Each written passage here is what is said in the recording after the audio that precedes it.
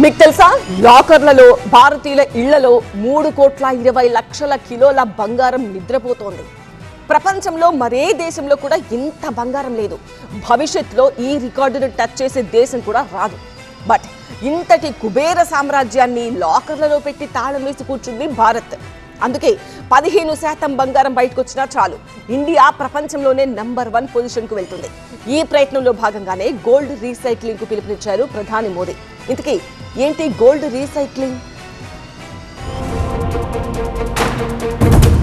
భారతీయులకు బంగారం అంటే ప్రాణం. పుట్టుక నుంచి ప్రతి సందర్భానికి పసిడితో మనకు విడదీయరాని బంధం ఉంది. అందుకే ప్రపంచంలో ఏ గనిలోంచి బంగారం వెలికి తీసినా అది ఇండియాకి రావాల్సిందే. మన దేశంలో ఆ స్థాయి బంగారు గనులు లేకపోయినా ఇళ్లల్లో మాత్రం పసిడి గనులు నిండుగా ఉన్నాయి. వరల్డ్ గోల్డ్ కౌన్సిల్ లెక్కల ప్రకారం దేశంలోని ఇళ్లు, బ్యాంకు లాకర్లు, 3 కోటి దేవతల ఆలయాల్లో కలిపి ఏకంగా 32,000 టన్నుల బంగారం నిరుపయోగంగా పడి ఉందట. ఇది చాలక ఏటా విదేశాల నుంచి దాదాపు 900 టన్నుల బంగారాన్ని దిగుమతి చేసుకుంటోంది భారత్. అంటే 390 లక్షల కోట్ల రూపాయలకు సమానమైన బంగారం ఉన్నా కూడా ప్రతి ఏటా దాదాపు 7 లక్షల కోట్ల రూపాయలు పెట్టి మరీ బంగారం కొంటోంది భారత్. ఇంత బంగారం ఉండి కూడా టన్నుల కొద్ది బంగారం కొనడం వల్ల వేల కోట్ల డాలర్లు ఖర్చు పెట్టాల్సి వస్తోంది. దీని కారణంగానే రూపాయి విలువ పాతాళానికి పడిపోతోంది. కరెంటు ఖాతాలోటు కొండలా పేరుకుపోతోంది.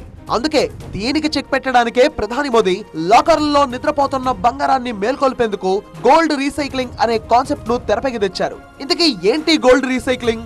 సపోజ్ ఇంట్లో వాడకుండా పడి ఉన్న పాత నగలు, నాణ్యాలు, బంగారు బిస్కెట్లను ప్రభుత్వ ఆధీనంలోకి బ్యాంకులు సేకరిస్తాయి. వాటిని అత్యాధునిక రిఫైనరీలకు తరలించి కరిగించి కల్తీలు తీసేసి అంతర్జాతీయ ప్రమాణాలతో కూడిన 24 క్యారెట్ల శుద్ధమైన బంగారంగా మారుస్తాయి. దీనివల్ల విదేశాల నుంచి కొత్తగా బంగారం కొనాల్సిన అవసరం దేశానికి తప్పుతుంది. దేశ విదేశీ మారక ద్రవ్యం ఆదా అవుతోంది. కాకపోతే సామాన్యులు ఈ పథకం వైపు వస్తారా అనేదే పెద్ద ప్రశ్న. అమ్మమ్మలు, నానమ్మల కాలం నాటి పాత డిజైన్ నగలను కరిగించడానికి భారతీయులకు సెంటిమెంట్ అడ్డొస్తుంటుంది. బట్ దేశంలో ఉన్న 32,000 టన్నుల బంగారంలో జస్ట్ ఒక 15% బంగారం బయటకు వచ్చి రీసైకిల్ అయినా రాబోయే 5 ఏళ్ల పాటు భారత్ విదేశాల నుంచి 1 గ్రామ్ బంగారం కూడా దిగుమతి చేసుకోవాల్సిన అవసరం లేదు. దేశ ఆర్థిక వ్యవస్థ ప్రపంచంలోనే నంబర్ 1 స్థానానికి దూసుకెళ్తుంది. మరి భారతీయులు తమ పసిడి సెంటిమెంట్ ను పక్కన పెట్టి దేశం కోసం బంగారం బయటకు తీస్తారా? Modi mark gold recycling 100% success అవుతుందా? Let's wait and see.